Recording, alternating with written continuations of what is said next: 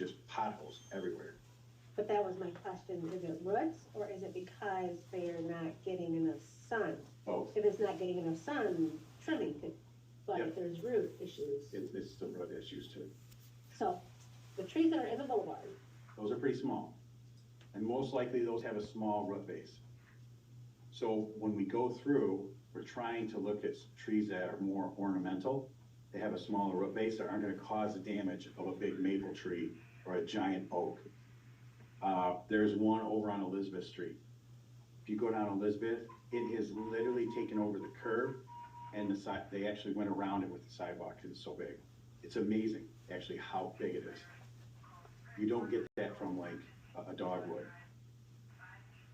Something that's a lot smaller. That's why those trees downtown are so small. but that's what we have.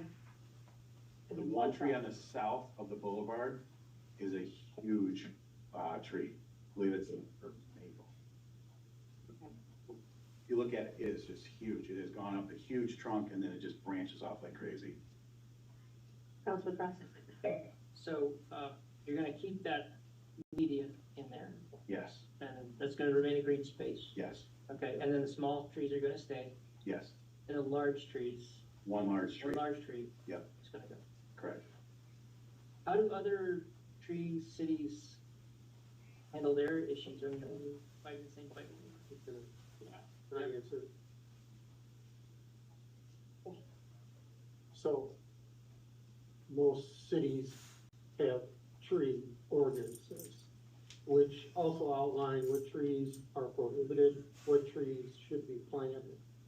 Through Michigan State University, they've identified trees for urban development. One would be a thornless honey locust, very small leaf, non-invasive root system, very ornamental, slow growing. You'll see those trees at Greenfield Village. Those are the type of trees we want.